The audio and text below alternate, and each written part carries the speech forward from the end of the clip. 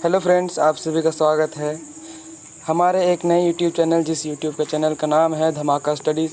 तो आज हम पढ़ने वाले हैं क्लास 10 के सामाजिक विज्ञान के भूगोल, जिसका पहला अध्याय है संसाधन एवं विकास। ठीक ना, संसाधन एवं विकास। तो आज इसके हम MCQ क्वेश्चन करने वाले हैं, ऐसे MCQ क्वेश्चन जो एग्ज़ाम के टॉपिक वाइज से काफ़ी महत्वपूर्ण है। आप लोगों को आवाज़ आ रही है ये एक बार बता दें कमेंट में। चलिए अब आगे हम पढ़ते हैं इसके MCQ क्वेश्चंस को।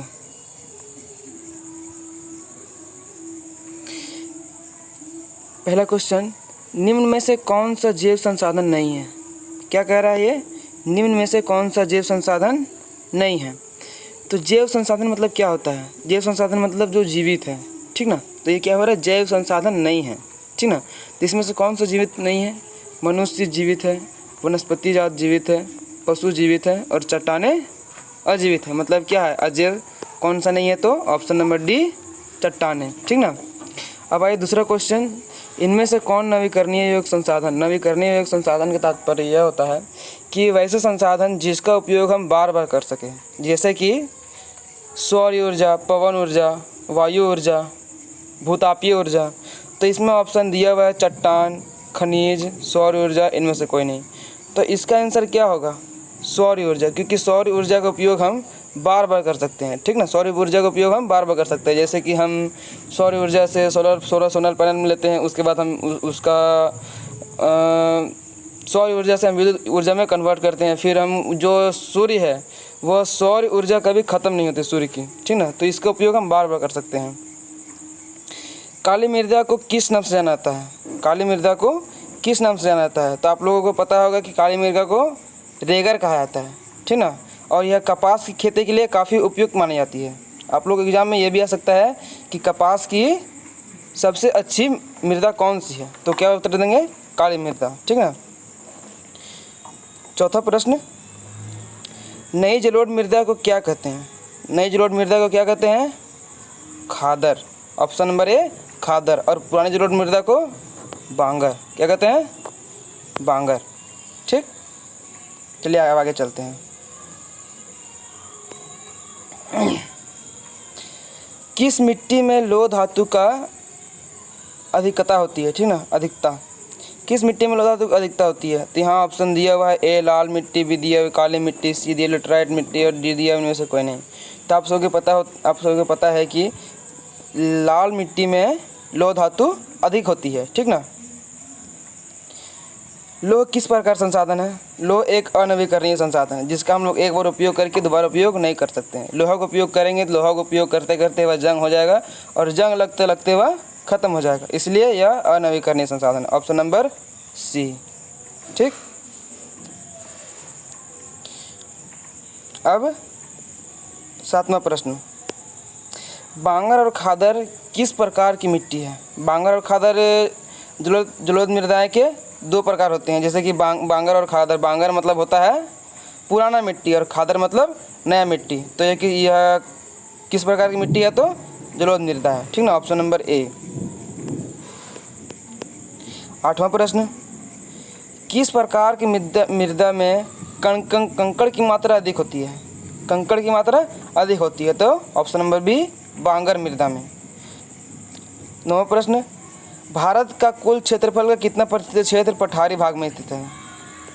आप लोग कमेंट करके बताइए कि भारत में जो झारखंड है वह कौन सा पठार में आता है, उसका स्थिति कहाँ है और उसका चौहद्दी कहाँ है? ये कमेंट में ज़रूर बताएं। और वीडियो अच्छा लगे तो लाइक, सब्सक्राइब एंड शेयर ज़रूर करें ताकि अगले को मदद मिल सके।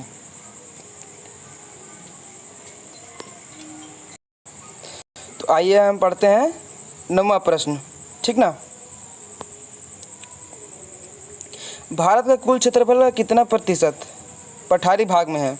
तो 27%। आप लोग 10वीं क्लास में पढ़ चुके होंगे कि पठारी भाग में 27% है, मैदानी भाग 43% है और जो शेष भाग है वो पर्वतीय या कोई अन्य में है।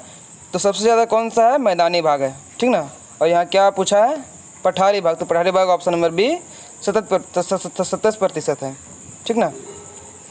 10वां प्रश्न, समाप्यता के आधार पर संसाधन कितने प्रकार में बांटा गया है? समाप्यता के आधार पर संसाधन को कितने भाग में बांटा गया है? तो आप लोग पता होगा समाप्यता के आधार पर संसाधन को 2 भाग में बांटा गया है।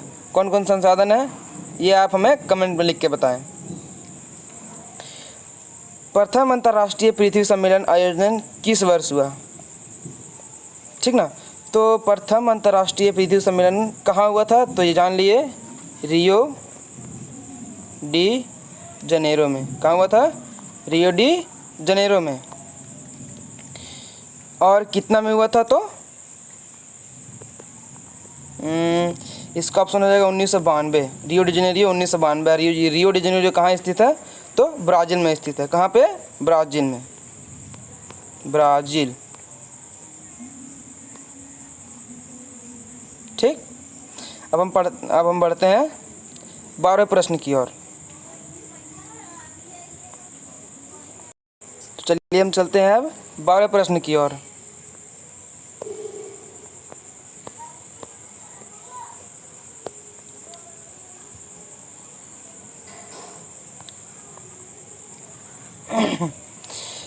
जिस भूमि पर खेती की जाती है उसे क्या कहते हैं? जिस भूमि पर खेती की जाती है उसे हम क्या कहते हैं? तो ऑप्शन नंबर ए, कृषि योग्य भूमि। जिसमें हम कृषि करेंगे उसे कृषि योग्य भूमि कहते हैं ना। सिंपल सी बात है। यहाँ कहा है कि जिस भूमि पर हम खेती करते हैं उसे क्या कहते हैं? कृषि योग्य भूमि। ठीक। अब पढ़ते हैं हम अति लघुत्तरीय प्रश्न। अति लघुत्तरीय प्रश्न मतलब एक लाइन में देने वाला आंसर। ठीक ना।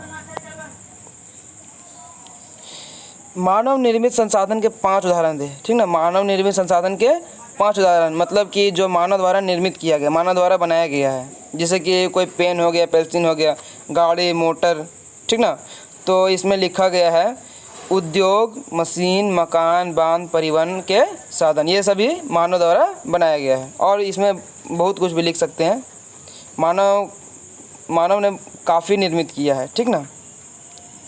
दूसरा प्रश्न, जलोढ़ मृदा किसे कहते हैं? जलोढ़ मृदा किसे कहते हैं? तो नीचे लिखा हुआ है नदियों द्वारा लाई गई मृदा को जलोढ़ मृदा कहते हैं। मतलब कोई नदी है जैसे कि गंगा है, यमुना है, तो उसके द्वारा लाई गई बालू, मट्टी या कोई भी मट्टी जैसे कि उसे जलोढ़ मृदा कहते हैं। ठीक ना। जैसे काली मिट्टी हो गई, लेटराइट मिट्टी हो गई, तो ये सब मृदा मिल के बनती है एक जलोढ़ मिट्टी और विश्व का सबसे बड़ा डेल्टा बनाती है। ठीक ना। जो जलोढ़ मृदा स्थित है वह विश्व का सबसे बड़ा डेल्टा बनाती है, जो कि कहाँ स्थित है? कहाँ स्थित है? जो कि बंगाल की खाड़ी में बनाती है, जिसे हम सुंदरबन डेल्टा के नाम से भी जानते हैं। ठीक ना। तो अगला प्रश्न, लेटराइट मृदा किस फसल के लिए अधिक उपयुक्त है? लेटराइट मृदा किस फसल के अधिक उपयुक्त है? तो देखिए, लेटराइट मृदा काजू की फसल के लिए सबसे उपयुक्त मानी जाती है। और काजू कहाँ होता है ये आप हमें कमेंट में बताइए। अगर आपको नहीं पता है तो मैं बता देता हूँ कि काजू की खेती अधिकतर सबसे अधिक काजू की फसल कहाँ उत्पादन होती है? केरल में। ठीक ना। यहाँ लिखा हुआ लेटराइट मृदा मतलब जान लीजिए केरल में सबसे अधिक लेटराइट मृदा पाई जाती है। लेटराइट मृदा को हम किस मृदा के नाम से जानते हैं? ठीक ना। तो मैं बता दूं कि लेटराइट मृदा वो बनती है, वो लेटराइट चट्टानों से टूट फूट कर बनती है। ठीक ना। तो अगला प्रश्न, आयु के आधार पर जलोढ़ मृदा कितने भागों में बांटा गया? आयु के आधार पर जलोढ़ मृदा कितने भागों में बांटा गया? तो 2 भागों में। कौन कौन भागों में? एक हो गया बांगर और एक हो गया खादर। ठीक ना। बांगर और खादर जो मैंने आपको पहले बता दिया है। काली मिट्टी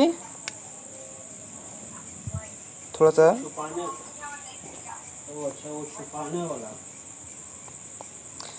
चलिए, काली मृदा किस फसल के लिए अधिक उपयुक्त मानी जाती है? काली मृदा किस फसल के लिए अधिक उपयुक्त मानी जाती है? तो मैं आपको पहले बता चुका हूँ कि कपास खेती के लिए काली मृदा अधिक उपयुक्त मानी जाती है। इसे हम पुनः चक्रीय मृदा भी कह सकते हैं, जो कि अपने आप भरती है। जैसे कि आप जानते होंगे गर्मी के समय में इसमें काफ़ी दरार आ जाती है और बरसात के समय में जब पानी बरसती है तब यह अपने आप भर जाती है। मतलब जो बारिश होती है वह मृदा के जो ऊपरी परत होती है उठती है और वह दरार में भर जाती है। ठीक ना। तो ये हम कह सकते हैं कि काली मृदा स्वयं से भरने वाली मृदा भी है। ठीक। तो अब 18वां प्रश्न, राष्ट्रीय वन नीति 1952 द्वारा निर्धारित कितने % भौगोलिक क्षेत्र में वन होना आवश्यक है? ठीक ना। तो राष्ट्रीय वन नीति 1952 के अनुसार 33% भौगोलिक क्षेत्र वन होना चाहिए। जैसे कि हम बता दें, झारखंड में सबसे अधिक वन हजारीबाग में पाया जाता है, ठीक ना। झारखंड में सबसे अधिक वन हजारीबाग में पाया जाता है, लगभग 45% पाया जाता है। पूरा झारखंड में सबसे अधिक वन जो है वह हजारीबाग में है। और यहाँ पे झारखंड वन अभयारण्य, जिसे हम झारखंड के हजारीबाग में जो पार्क है उसका नाम है हजारीबाग पार्क, ठीक ना, हजारीबाग नेशनल सेंचुरी, ठीक ना। तो आज के लिए इतना ही। अगर आपको वीडियो पसंद आया होगा तो लाइक शेयर एंड सब्सक्राइब जरूर करें और कमेंट में लिखें हर हर महादेव, ताकि आप लोगों का एग्ज़ाम अच्छे से जाए, ठीक ना, जिससे आप लोग अच्छे मार्क्स लाएं और एग्ज़ाम में टॉप करें। मेरे आपसे यही मनोकामना है।